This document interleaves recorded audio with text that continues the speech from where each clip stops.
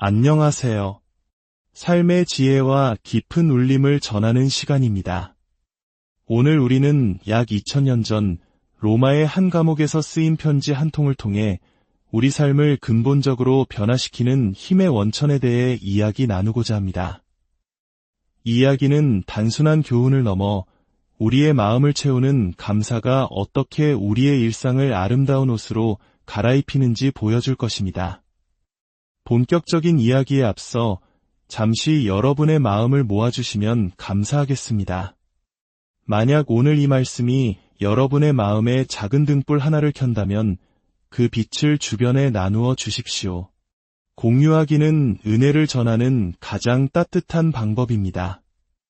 또한 구독을 통해 저희와 계속 함께 하신다면 삶을 비추는 지혜의 말씀들을 놓치지 않으실 겁니다. 이 나눔에 함께 하시는 모든 분들의 삶에 하나님의 평강이 가득하기를 기도합니다. 오늘 우리가 함께 펼쳐볼 이야기는 사도 바울이 골로새 교회에 보낸 편지 골로새서 3장의 말씀입니다. 골로새는 지금의 티르키의 땅에 있었던 작은 도시였습니다. 그곳에 세워진 신생교회는 활기차고 믿음이 넘쳤지만 한편으로는 세상의 그럴듯한 철학과 헛된 속임수에 흔들릴 위험에 처해 있었습니다. 마치 갓 심은 어린 묘목이 거센 비바람을 만난 것과 같았죠. 사도 바울은 이 소식을 듣고 그들이 누구인지를 다시 한번 일깨워주고 싶었습니다. 그들이 받은 구원이 얼마나 위대한 것이며 그들의 정체성이 어디에 뿌리내리고 있는지를 말입니다. 그래서 그는 1장과 2장에 걸쳐 예수 그리스도 안에서 우리가 어떤 존재가 되었는지를 장엄하게 선포합니다. 우리는 어둠의 권세에서 구출되어 하나님의 사랑하는 아들의 나라로 옮겨졌으며 우리의 모든 죄를 용서받았다고 말입니다.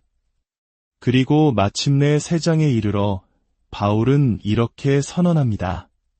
그러므로 여러분은 하나님께 선택받은 사람, 거룩하고 사랑받는 사람답게 새로운 옷을 입으십시오. 이것이 오늘 우리 이야기의 핵심입니다. 새로운 옷을 입으라. 우리 한국 사람들은 예부터 의복을 중요하게 여겼습니다.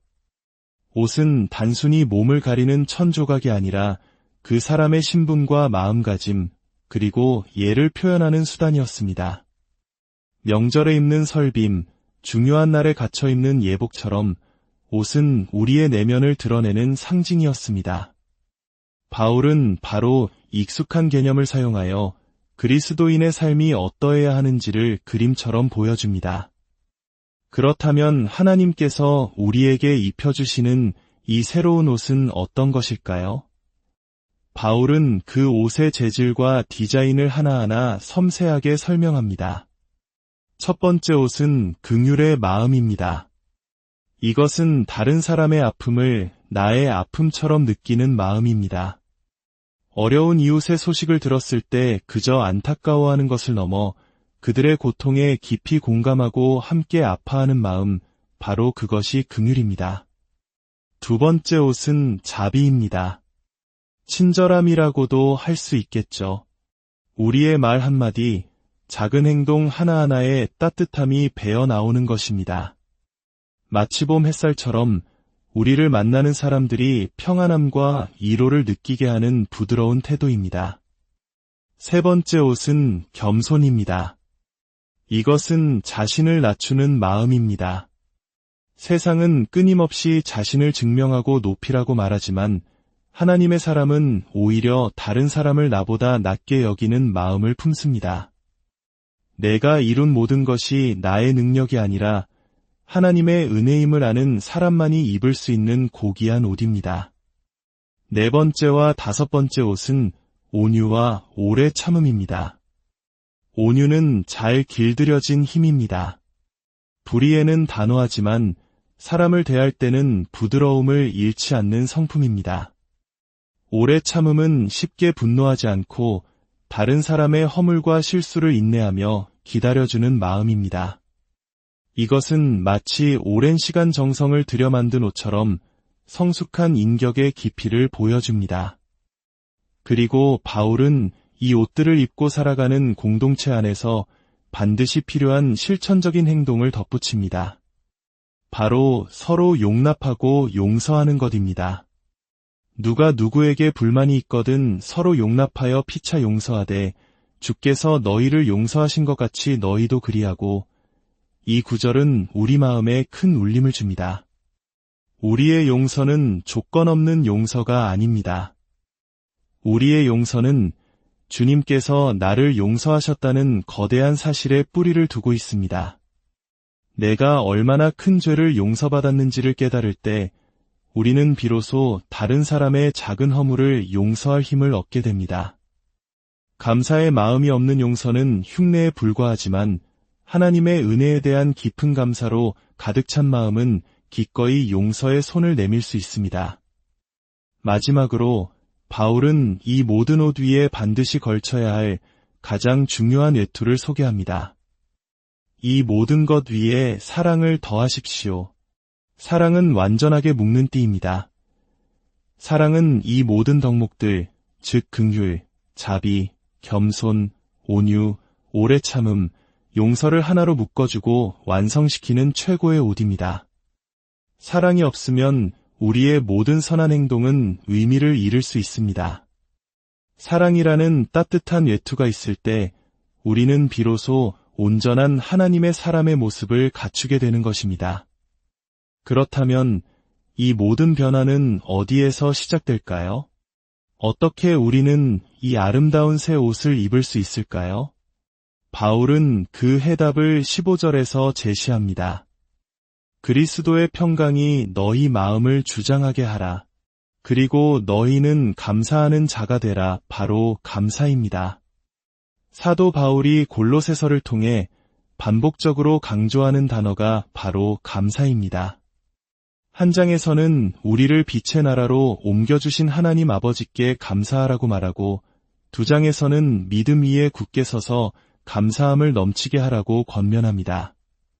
그리고 오늘 본문 16절과 17절에서도 시와 찬송과 신령한 노래를 부르며 마음의 감사함으로 하나님을 찬양하고 무엇을 하든지 주 예수의 이름으로 하며 그를 힘입어 하나님 아버지께 감사하라고 말합니다.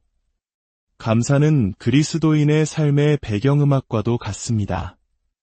우리의 삶 전체를 아우르는 중심적인 태도입니다. 여기서 말하는 감사는 단순히 좋은 일이 생겼을 때 느끼는 조건적인 감사가 아닙니다. 세상 사람들도 풍요로운 수확에 감사하고 건강함에 감사할 수 있습니다. 그러나 성경이 말하는 감사는 그보다 훨씬 깊은 차원의 것입니다. 그것은 나의 존재 자체를 구원하신 하나님의 은혜에 대한 반응입니다.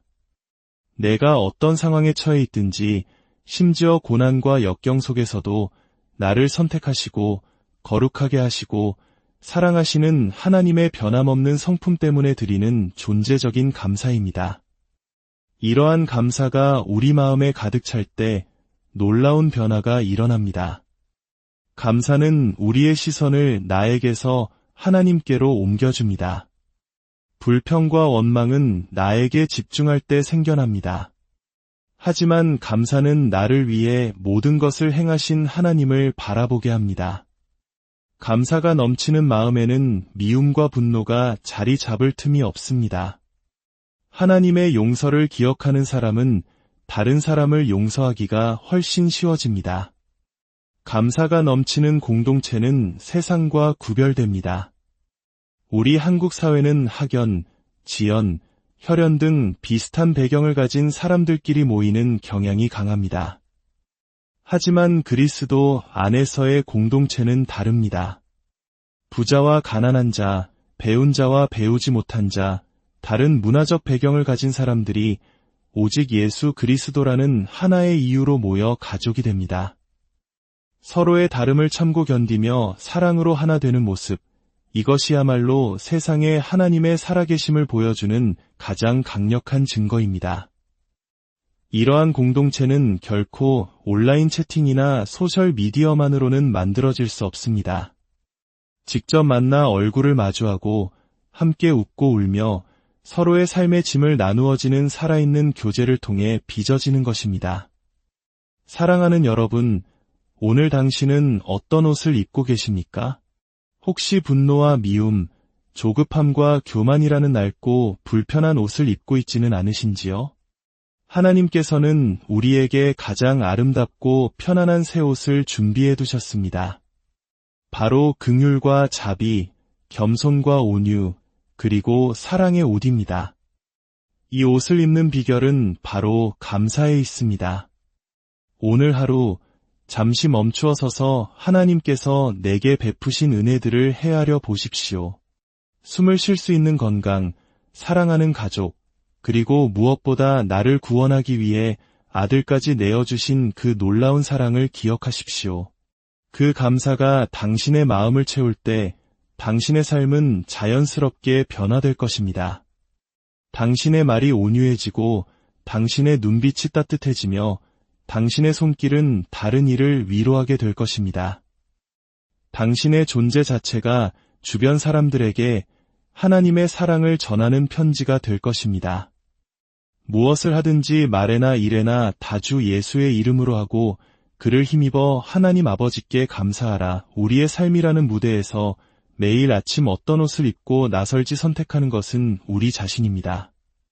세상의 유행을 따르는 낡은 옷이 아니라 하나님께서 주신 영원하고 아름다운 새 옷을 선택하시길 바랍니다. 감사로 시작하여 사랑으로 완성되는 삶, 그 축복이 오늘 이 말씀을 듣는 모든 분들의 삶 가운데 풍성하게 임하기를 간절히 기도합니다. 주님의 평강이 여러분과 함께 하시기를 빕니다.